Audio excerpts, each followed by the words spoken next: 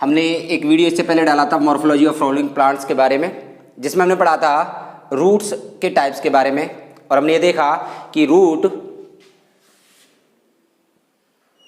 जो सीड के कौन से पार्ट से डेवलप होती है, रेडिकल पार्ट से। कौन से पार्ट से? रेडिकल पार्ट से डेवलप होती है रूट सिस्टम। और रूट सिस्टम जो हमने पढ़ा था वो 3 टाइप्स का पढ़ा था। रेडिकल से डेवलप रूट सिस्टम 2 टाइप्स का होता है, टेप रूट सिस्टम और fibrous root system. Tap root system हमने देखा था कि मोस्टली जो प्लांट्स होते हैं डाइकॉट प्लांट्स, उनके अंदर टेप रूट सिस्टम पाया जाता है। और उसमें हमने देखा कि जो रेडिकल होती है, रेडिकल डायरेक्टली इलोंगेटेड हो जाती है, इलोंगेटेड होकर के इलोंगेटेड इनटू प्राइमरी रूट के रूप में इलोंगेटेड हो जाती है, प्राइमरी रूट। और इसके लेटरल में बहुत सारे रूट्स डेवलप हो जाती है जिन्हें हम बोलते हैं सेकेंडरी और टर्सरी रूट्स। और इस टाइप के रूट सिस्टम को हमने देखा था टैप रूट सिस्टम कहते हैं। और फाइब्रस रूट सिस्टम के अंदर क्या होता है? फाइब्रस रूट सिस्टम के अंदर जो प्राइमरी रूट होती है वो शॉर्ट अलाइव होती है, कुछ समय के लिए जीवित रहती है और उसको रिप्लेस कर दिया जाता है लार्ज नंबर ऑफ रूट्स के द्वारा। और जनरली जो फाइब्रस रूट सिस्टम पाया जाता है वो मोनोकोट प्लांट्स के अंदर पाया जाता है, जस्ट लाइक व्हीट, मेज, एटीसी, राइस। यस, आज हम रूट की स्ट्रक्चर के बारे में देखेंगे। जोन्स ऑफ रूट या रीजन्स ऑफ रूट। रूट्स के कौन कौन से रीजन्स होते हैं। तो यहाँ पर मैंने एक डायग्राम बनाया आप लोगों को समझाने के लिए कि रूट के अंदर जो रूट अपेक्स पार्ट होता है, रूट का अपेक्स पार्ट वो टर्मिनल नहीं होकर के सब टर्मिनल होता है, सब टर्मिनल होता है रूट अपेक्स। क्योंकि टर्मिनल एंड पर क्या पाया जा रहा है? रूट कैप पाया जा रहा है। तो यदि हम देखें रीजन्स ऑफ रूट के बारे में, तो रीजन्स ऑफ रूट हम 4 पार्ट्स में इसको डिवाइड कर सकते हैं। सबसे पहली जो स्ट्रक्चर होती है root cap, second region of meristematic activity, third, first, second और थर्ड और फोर्थ। यस, सबसे पहला रूट कैप। रूट कैप जो होता है कैप लाइक स्ट्रक्चर होती है, इसे हम कह सकते हैं थिम्बल लाइक स्ट्रक्चर। और ये रूट अपेक्स को कवर करे हुए रहता है। Root cap it is a thimble like structure, it covers root apex. और जो टफ सॉइल होती है उसके अंदर रूट को एक प्रॉपर वे प्रोवाइड करता है। किसके द्वारा प्रॉपर वे प्रोवाइड किया जाता है? रूट कैप के द्वारा, टफ सॉइल के अंदर। तो सबसे पहला पार्ट हमने देखा root cap. Second, above the root cap region of meristematic activity is present in root. जैसा कि नाम से क्लियर है कि इसके अंदर मेरिस्टेमेटिक एक्टिविटी होगी, यानी मेरिस्टेम्स होंगे। और मेरिस्टेम्स की सबसे इंपॉर्टेंट जो क्वालिटी होती है वो क्या होती है कि कंटिन्यूअस डिवाइडिंग कैपेसिटी इस रीजन की सेल्स के अंदर पाई जाएगी। रैपिडली ये डिवाइड होती रहेंगी। और इसके जस्ट अबव रीजन पाया जाता है रीजन ऑफ इलोंगेशन। इलोंगेशन, इसमें सेल्स का इलोंगेशन होता है, एक तरीके से ग्रोथ होती है। और मेनली रूट के लेंथ में ग्रोथ के लिए यही रीजन रेस्पॉन्सिबल होता है। रूट की लेंथ में ग्रोथ के लिए कौन सा रीजन रेस्पॉन्सिबल होता है? Region of elongation. इसके बाद नेक्स्ट जो है रीजन ऑफ मैचुरेशन, यानी कि परिपक्वन क्षेत्र, जिसे हम हिंदी में कहते हैं कि जो सेल्स हैं ये अकॉर्डिंग टू वर्क स्टेबल हो जाएंगी। और इनसे ये एपिडर्मल सेल्स होती है जिनसे यहाँ पर एक स्ट्रक्चर से निकली रहती है जिन्हें हम रूट हेयर्स बोलते हैं। और मेनली जो रूट का सबसे मेन फंक्शन होता है वो होता है absorption of water and minerals. सबसे मेन फंक्शन रूट का क्या होता है? Absorption of water and minerals. और इस फंक्शन को कौन करते हैं? रूट हेयर्स, जो कि कौन से रीजन में प्रेजेंट हैं? Region of maturation. तो इस तरीके से हमने देखा कि रूट के रीजन्स के बारे में हमने देखा कि रूट रीजन्स को 4 पार्ट्स में डिवाइड कर सकते हैं। रूट कैप ये सबसे अपेक्स पर उपस्थित होता है, इसी वजह से मैंने आपको बताया था कि रूट अपेक्स सब टर्मिनल कहलाता है, क्योंकि टर्मिनल एंड पर क्या प्रेजेंट है? रूट कैप प्रेजेंट है। इस वजह से root apex is always subterminal. Second, region of meristematic activity, यानी कि इसके अंदर मेरिस्टेमेटिक एक्टिविटी होती रहेगी। It means cells continuous dividing होती रहेगी। रीजन ऑफ इलोंगेशन, इसमें जो सेल्स मेरिस्टेमेटिक एक्टिविटीज़ के बाद बनी उन सेल्स का इलोंगेशन होगा। इट मीन्स उनके साइज और शेप में ग्रोथ होगी। इलोंगेशन से रूट की लेंथ बढ़ेगी। और next region of maturation, cells mature होकर के इस रीजन में प्रेजेंट होंगी और इस रीजन में एक स्पेसिफिक स्ट्रक्चर निकली रहती है, एपिडर्मल स्ट्रक्चर्स, जिन्हें हम रूट हेयर्स कहते हैं। और मेनली जो रूट का फंक्शन होता है, यानी वाटर और मिनरल्स का एब्जॉर्प्शन, वो किसके द्वारा किया जाता है? रूट हेयर्स के द्वारा किया जाता है। यस स्टूडेंट्स, नेक्स्ट हम देखते हैं कि जनरली हम जानते हैं कि रूट्स जो काम करती है, हम कहते हैं कि जल और खनिज लवणों का अवशोषण करती है। It means the main function of root is absorption of water and minerals, यानी कि सॉइल से वाटर और मिनरल्स को एब्जॉर्ब करने का काम कौन करती है? रूट्स करती है। रूट्स में भी कौन सी स्ट्रक्चर अभी मैंने आप लोगों को बताई थी? रूट हेयर्स, जो कि रीजन ऑफ मैचुरेशन में प्रेजेंट होती हैं। एपिडर्मल आउटग्रोथ कह दो। यस, इसके अलावा और क्या फंक्शंस होते हैं रूट्स के? नेक्स्ट है provide proper anchorage to the plant. Plant के लिए प्रॉपर एनकरेज प्रोवाइड करती हैं कौन? Roots. Next storage reserve food materials, और जो फूड रिजर्व फूड मटेरियल होते हैं उनको स्टोर करने का काम भी रूट्स करती हैं। जनरली हम यहाँ देखेंगे मॉडिफिकेशन ऑफ रूट्स में कि कुछ रूट्स शेप और फंक्शन में डिफरेंट होकर के जो मेन फंक्शन इनका होता है उससे अलग हटके और फंक्शन प्ले करती हैं।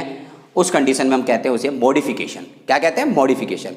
जनरली जो वर्क होता है, फंक्शन होता है रूट्स का, वो absorption of water and minerals होता है। और चौथा जो फंक्शन है, कुछ मात्रा में ये सिंथेसिस भी करती हैं, synthesis of PGRs. Synthesis of पीजीआरस।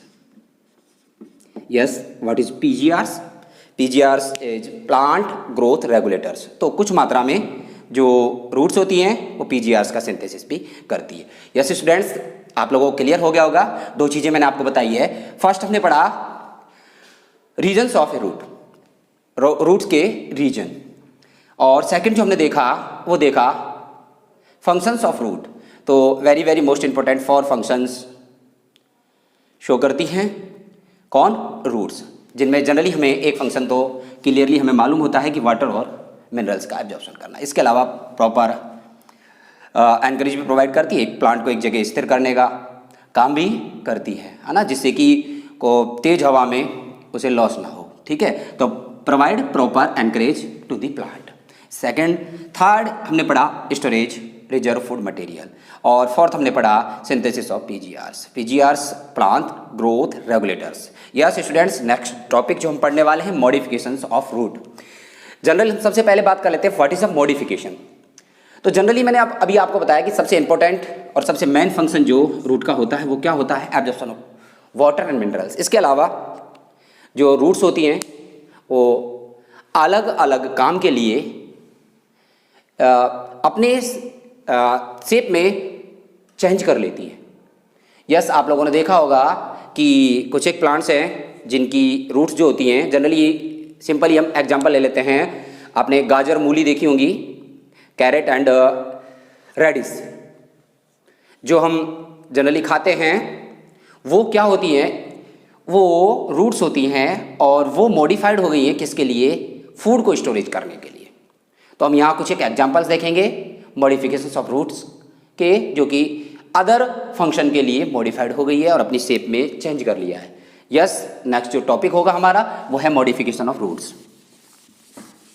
Roots के बारे में अब हम पढ़ेंगे modifications of root. We are study about modifications of root. मैंने आपको बताया था कि मॉडिफिकेशंस क्या होते हैं।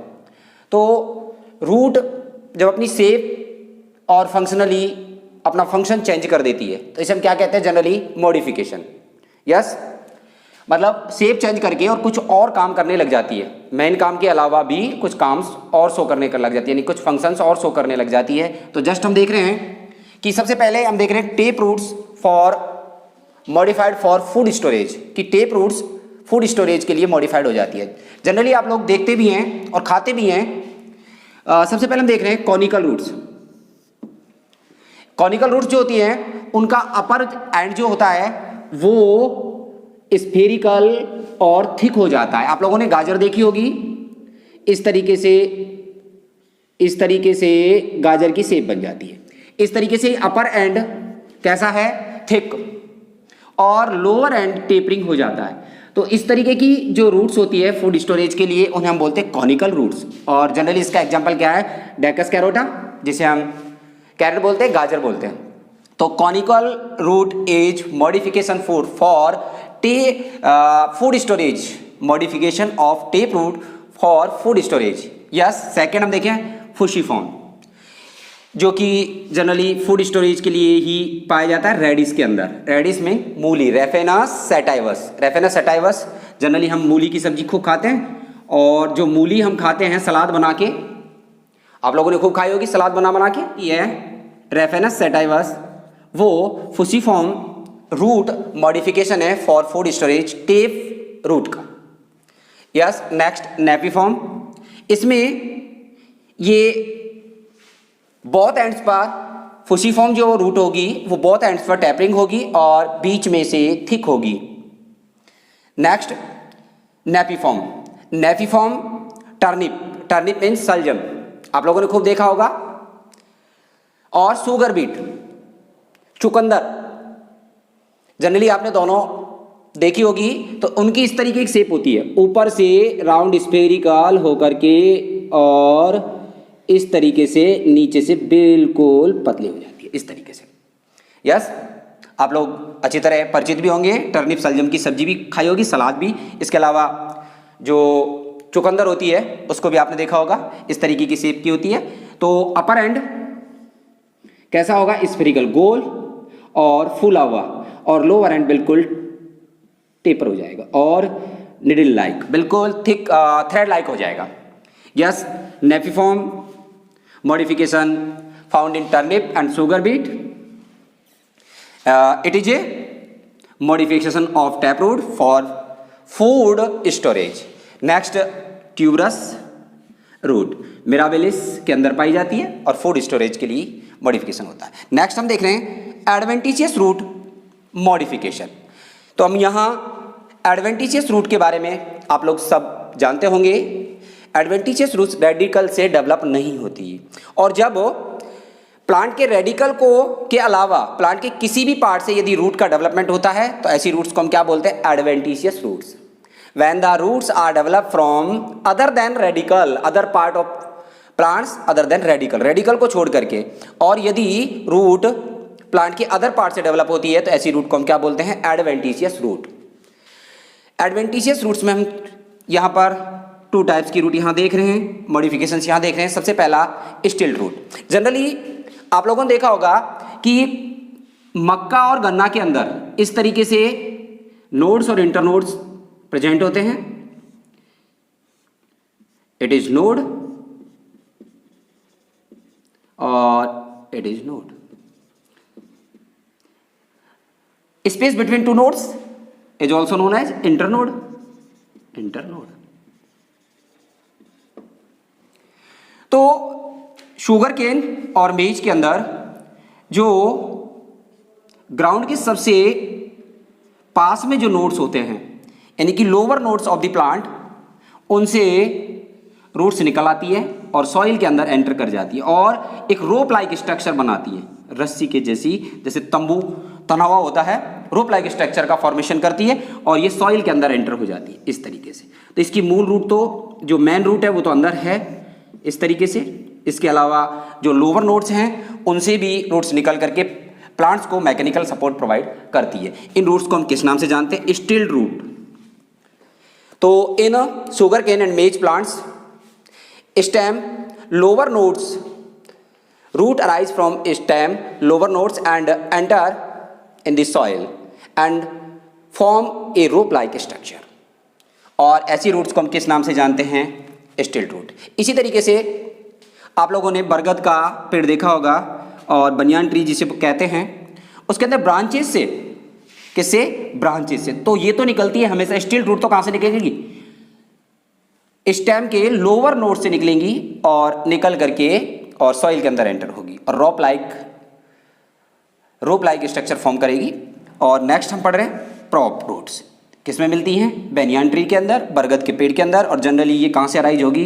ब्रांचेस से। कहाँ से अराइज होगी? ब्रांचेस से।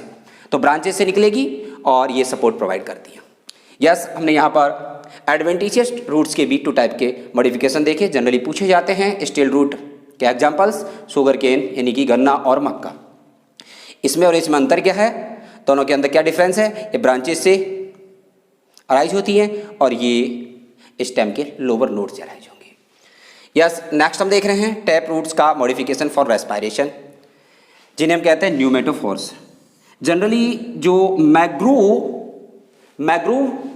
वेजिटेशन होता है, मैग्रो वनस्पति जो कि मार्सी स्वैम्पी हैबिटाट्स के अंदर पाई जाती है। यस बच्चों, तो उनके अंदर क्या होता है कि वहाँ का एनवायरनमेंट में O2 की स्कैरसिटी पाई जाती है, कमी पाई जाती है। इस वजह से रूट भी रेस्पायरेशन के लिए मॉडिफाई हो जाती है और ऐसी रूट्स को हम बोलते हैं न्यूमेटोफोर्स। जनरली कहाँ मिलती है ये? कौन से प्लांट्स में मिलती है? और टेप रूट्स का मॉडिफिकेशन है किसके लिए? रेस्पायरेशन के लिए। रूट्स का नाम क्या है? न्यूमेटोफोर्स। इन पर छोटे छोटे देखो इस तरीके से आप लोगों को मैं यहाँ बना के दिखा रहा हूँ। देखो इस तरीके से ये कोई वृक्ष बन गया और ये सॉइल होगी, इसके अंदर जनरली रूट्स यहाँ निकली रहेंगी। क्लियर? रूट्स रहेंगी सॉइल के अंदर। इसके अलावा कुछ रूट्स वर्टिकली ग्रो कर जाती है इस तरीके से, और इन रूट्स को हम बोलते हैं न्यूमेटोफोर्स। These are pneumatophores.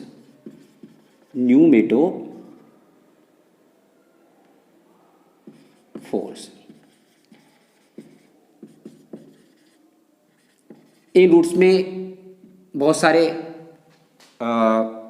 छिद्र पाए जाते हैं, पोर्स पाए जाते हैं, जिन्हें हम न्यूमेटोथोर्स कहते हैं, जिनके द्वारा ऑक्सीजन अंदर ली जाती है और रेस्पायरेशन में काम ली जाती है। सबसे स्पेसिफिक बात जो यहाँ पर है, तो ये कहाँ मिलेंगे? कौन से? मैंग्रोव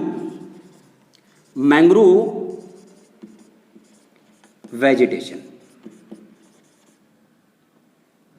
के अंदर ये न्यूमेटोफोर्स पाए जाते हैं, जिसका सबसे अच्छा एग्जांपल है राइजोफोरा।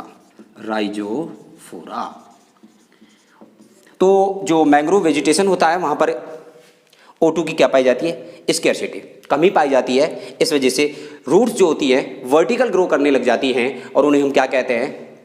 न्यूमेटोफोर्स। सबसे खास बात यहाँ पर ये भी है कि जनरली जो रूट्स होती हैं वो पॉजिटिव जियोट्रॉपिक होती है, पॉजिटिव जियोट्रॉपिक, लेकिन जो न्यूमेटोफोर्स होती है वो ग्रेविटी फोर्स के अपोजिट डायरेक्शन में मूव करती है। इस वजह से ये नेगेटिव जियोट्रॉपिज्म शो करती है। यस, तो हमने यहाँ पर modifications of tap root for food storage पढ़ा, जिसमें हमने 4 टाइप्स पढ़े: conical, fusiform, napiform and tuberous. इसके अलावा हमने एडवेंटिशियस रूट मॉडिफिकेशन पढ़ा, जिसमें हमने 2 टाइप्स की रूट्स पढ़ी: स्टिल्ट एंड प्रॉप रूट्स। इनके एग्जाम्पल्स हमने देखे और किस तरीके से कहाँ से डेवलप होती है ये हमने देखा। एडवेंटिशियस रूट्स के बारे में आपको ध्यान रखना है कि जनरली टेप रूट सिस्टम और फाइब्रस रूट सिस्टम है वो रेडिकल से डेवलप होता है और उन्हें हम ट्रू रूट सिस्टम भी कह देते हैं। और ये जो होता है ये एक तरीके से ट्रू रूट सिस्टम का पार्ट नहीं है। जब रूट जो है रूट सिस्टम रेडिकल से डेवलप होता है उसे हम ट्रू रूट सिस्टम कहते हैं। वो 2 टाइप्स का होता है: tap root system and fibrous root system. Tap root system dicot के अंदर मिलता है और fibrous root system generally found in monocot plants. Yes, इसके अलावा हमने सबसे इंपॉर्टेंट जो चीज़ पढ़ी थी यहाँ पर tap root modification for respiration. कुछ रूट्स रेस्पायरेशन के लिए भी मॉडिफाइड हो जाती है, ऐसी रूट्स को हम न्यूमेटोफोर्स कहते हैं। और ये कहाँ पाई जाती है? राइजोफोरा इसका सबसे अच्छा एग्जाम्पल है। मैंग्रोव जो वेजिटेशन होता है, मैंग्रोव जो वनस्पतियाँ होती है जो कि मार्ची और स्वैम्पी एरियाज में पाई जाती हैं, दलदली क्षेत्र जिन्हें हम कहते हैं उनके अंदर पाई जाती है, वहाँ पर ऑक्सीजन की स्कैरसिटी यानी कमी होती है। और उस ऑक्सीजन की कमी को पूरा करने के लिए जो रूट्स होती हैं वो भी रेस्पायरेशन में इन्वॉल्व होती है। किस रूप में? न्यूमेटोफोर्स के रूप में। Yes students, thanks for it. Next जो हम पढ़ेंगे वो स्टेम के बारे में पढ़ेंगे, मॉर्फोलॉजी ऑफ स्टेम। ओके।